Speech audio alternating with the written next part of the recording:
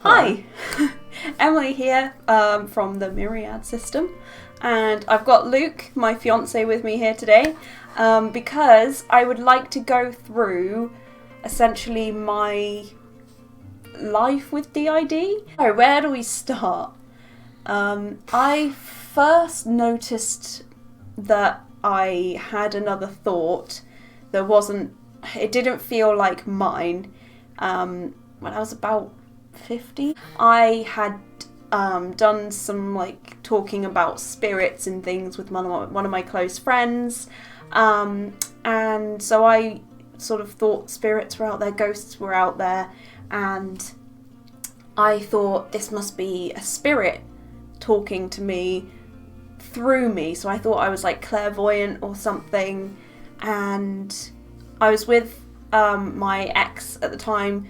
And he was, I was like 15, 16, I was very in love, I was very happy with him, and I was sat in the car with him one day, and I just had this really strong feeling in my mind, which was just wanted to say, I hate you, and Christ. Yeah, I know, this is the first time I ever felt anything, and the first thing that ever happened that wasn't me was my alter then leaning over to him and whispering I hate you to him.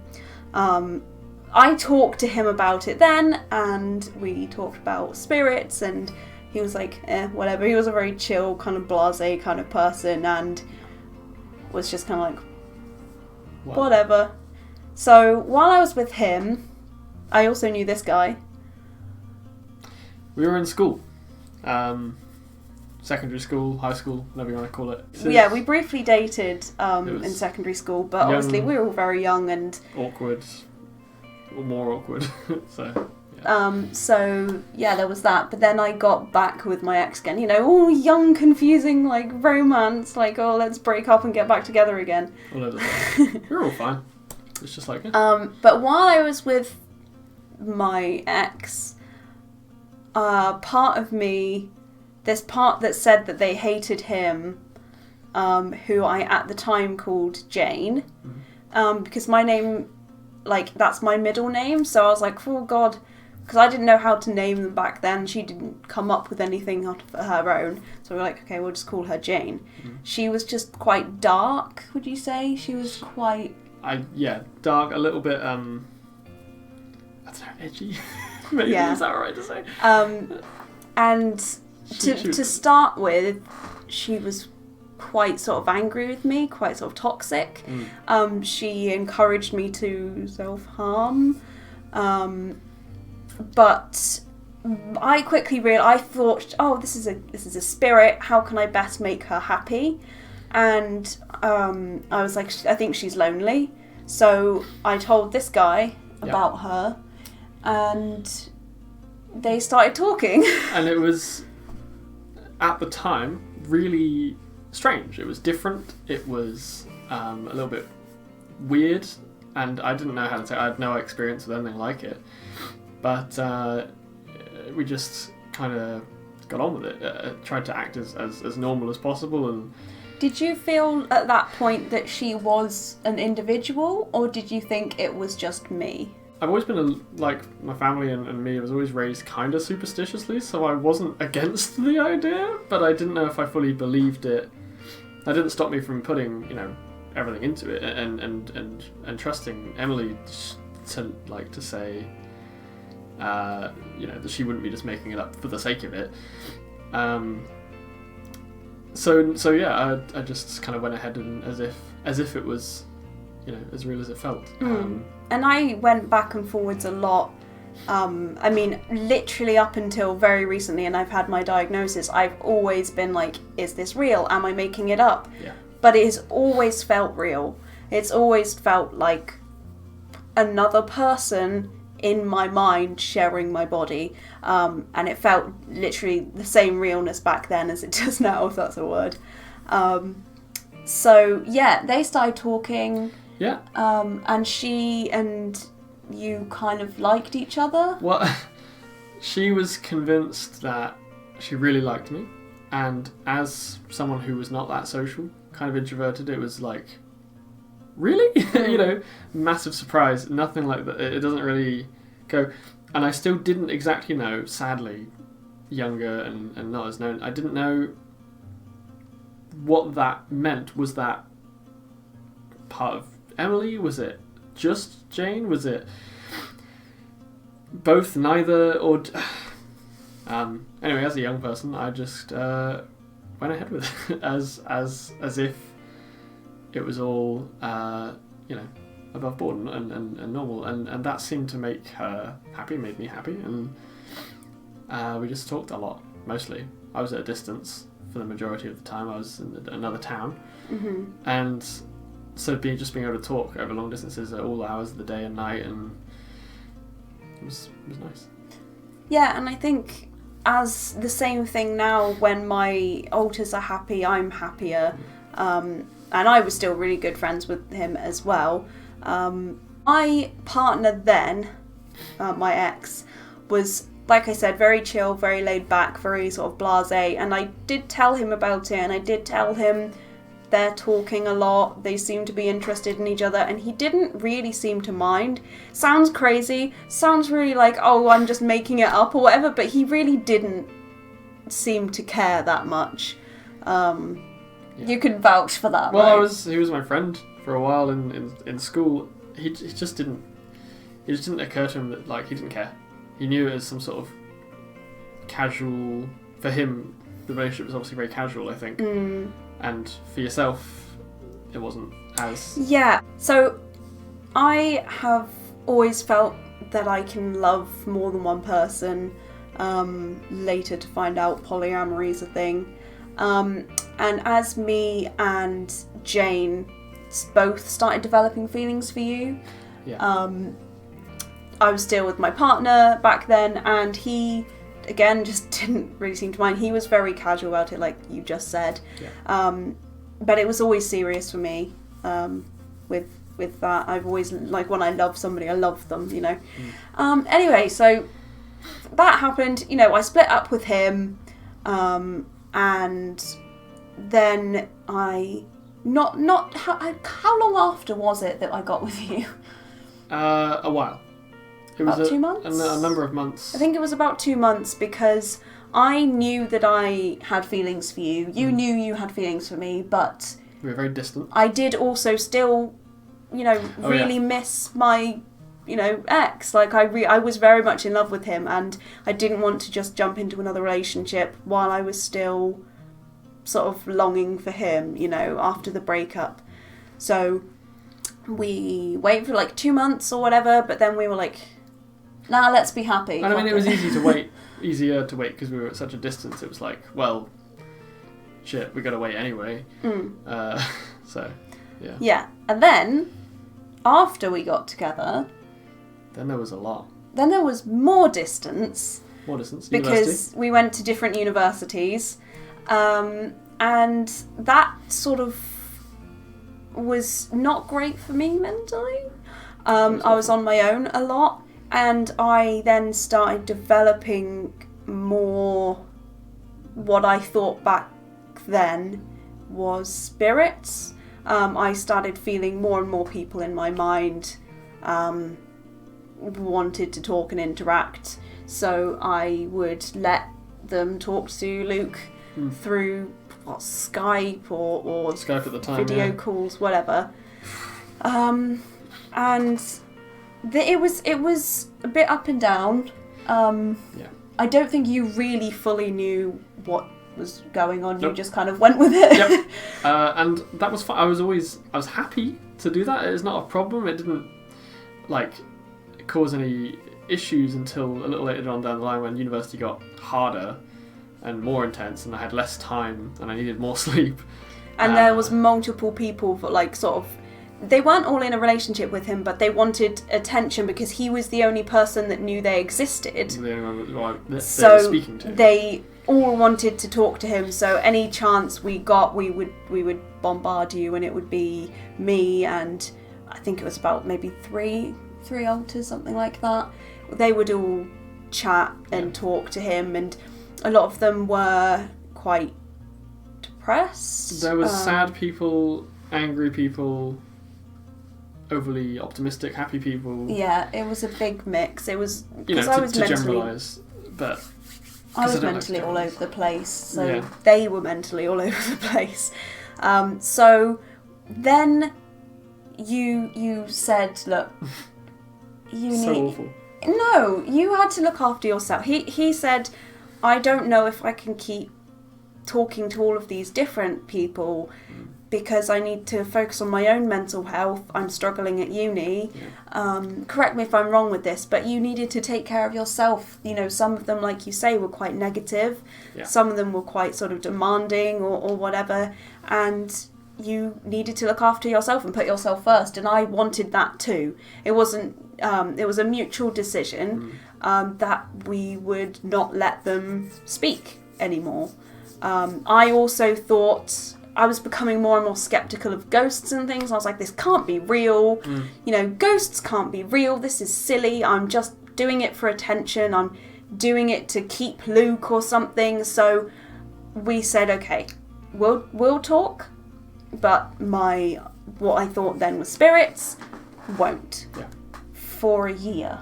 There was a lot going on in these interconnected relationships, or people that we knew within your head, and we didn't know any mental health. We didn't know any better. We didn't know. That's the thing. We didn't go from spirits to mental health quickly.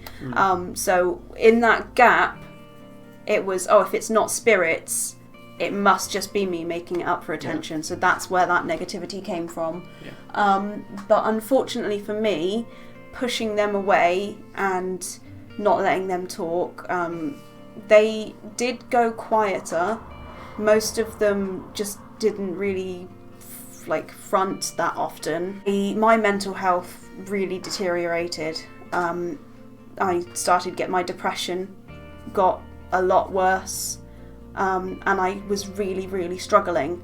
And I think that was because those that were still there were sad and depressed and had a lot of tense and angry and sad feelings that they weren't allowed to share. They weren't allowed to be a person. And you were definitely struggling with the university as well. Like, friends were few and far between, and the course was weird. And there were lots of external issues going on as well. Like, it was strange. There's pressure from all sides, and I think that it was just really bad timing for everyone to be like, oh, let's just give it a break for a bit. Because that was it. That was it didn't help for sure.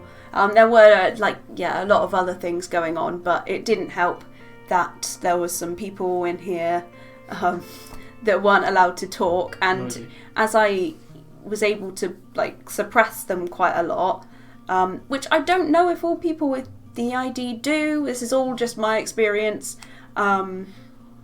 It's quite unusual, I think. But I really did push them away. When how did we start letting them back again? I think it was just before the end of university for you. Just before the end of university, I think. So, the person that used to be called Jane, because of that suppression and that forcing down, she became almost another person, but it's still... The way I describe the feeling of my different alters is almost like through texture. They feel the same. It's hard. It's impossible to explain properly, but she felt the same texture and feel as Jane did, but she now went by Lucy. She was very, very similar. I mean, she was essentially the same person, but she has evolved and changed and didn't want to be the same person anymore. I think she was basically just there hi, I still exist, and started talking again, and we took it more seriously this time and didn't immediately say, oh, this is spirits. We started looking elsewhere, and that's where my journey to get diagnosed really started coming from. Was after that year of suppression, I took them more seriously and was like, this isn't just spirits, this isn't just me making it up.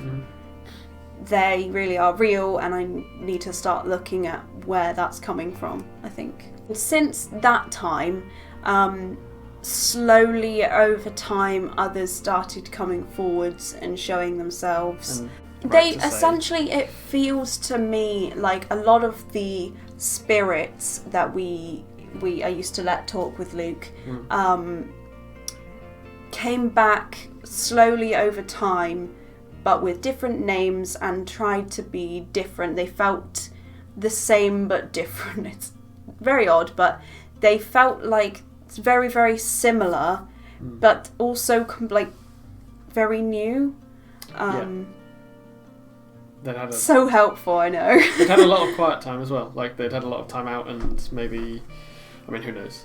I don't. But back in full force, working a bit more together, I'd like to say. I think after all that. So after all of that, we also, as a system, as people started showing themselves again, were a lot kinder and a lot more cohesive. We tried to see what would be the best for all of us as a whole. So if I maintain my life as Emily as the main, how best to help me, with that. So for example, they wouldn't just send random people messages. They wouldn't do things without consulting me, and I was very much more considerate of their thoughts and feelings, and also yours. I mean, I didn't just say, here's all of my altars, enjoy. We sort of have been a bit more paced about it, I suppose. I mean, they didn't come out all at once like they did before. After you finished at uni and we had a summer together, there was a time when we all tried to focus more on mental health and sort of get to grips with what was happening. You got a diagnosis for generalised anxiety disorder and depression. And depression, yes.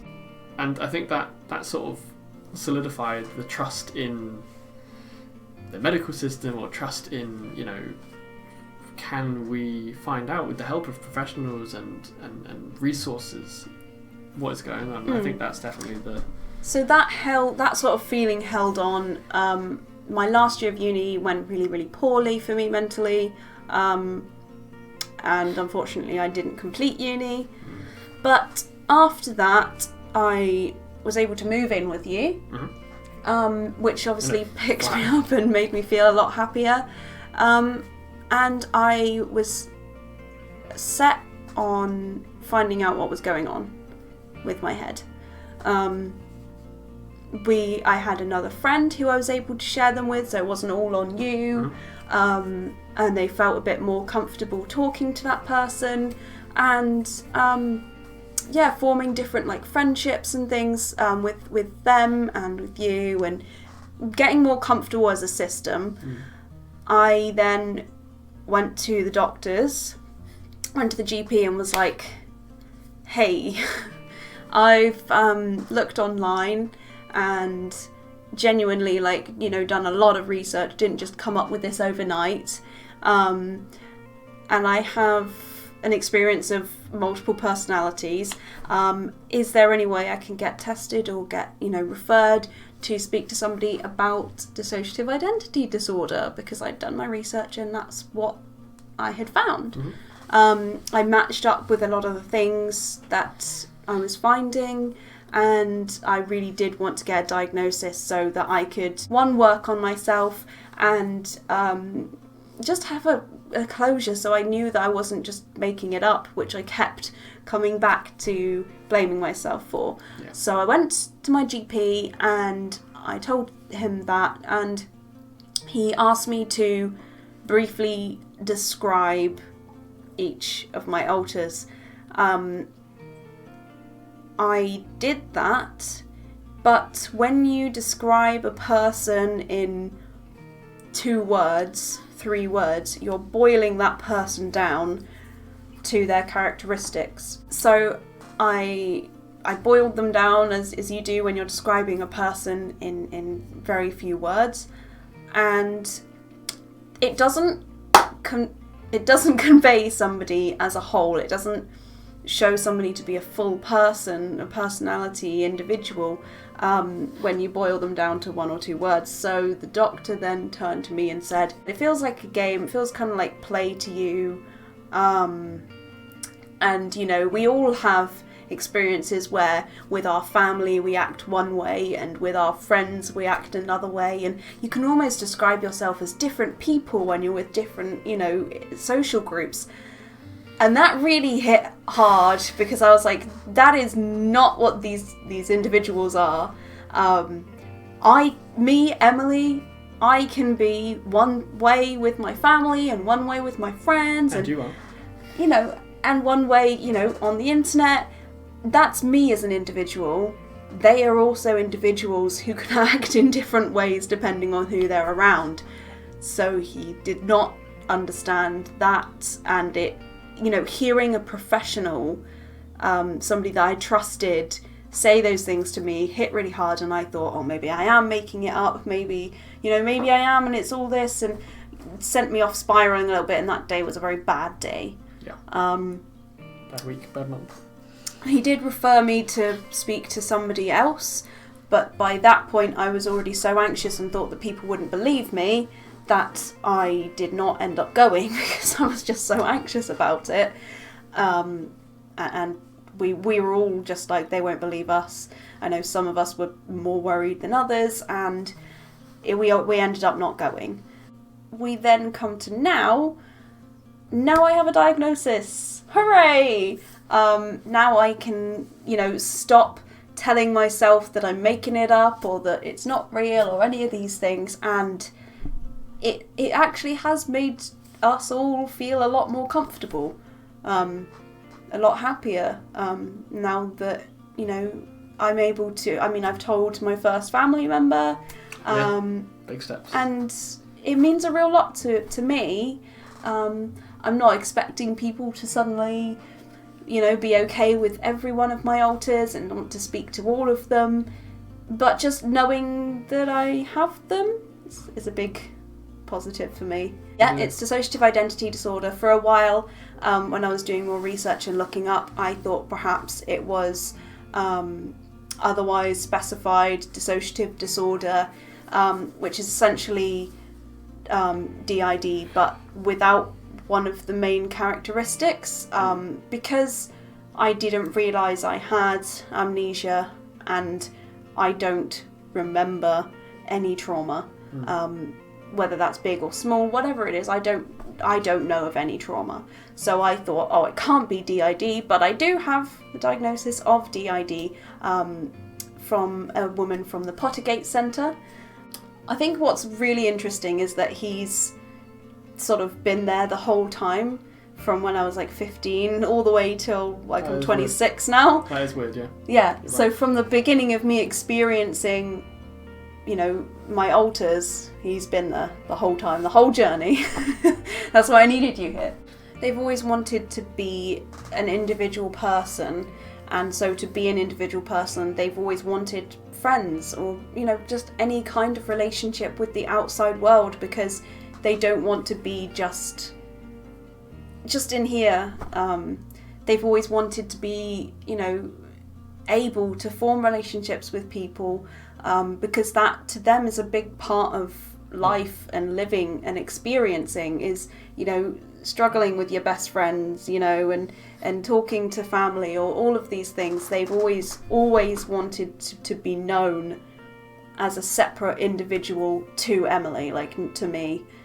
They want to be individual people, and so part of that is speaking to people, which they haven't really been able to do much till now, really.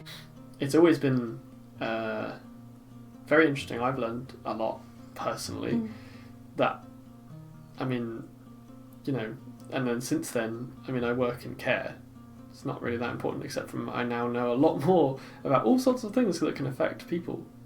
And I don't know, you know, knowing you and knowing how your story has sort of unfolded has definitely, it's helped me, you know, understand, just sort of take a second chance to look at things rather than just judge immediately. Yeah. My family was judgmental. I didn't really like it, but I didn't really know what else to do or how else to do it. It sounds so stupid now, but it helps. And it helps to have an understanding of things that you don't understand. And great friends. Fantastic partner. So yeah, that's been the discussion of my DID experience up until now with Luke. But yeah, I hope you've enjoyed this video, and I hope it's made like some kind of sense, and I hope it's not just some inane rambling. I think it's good.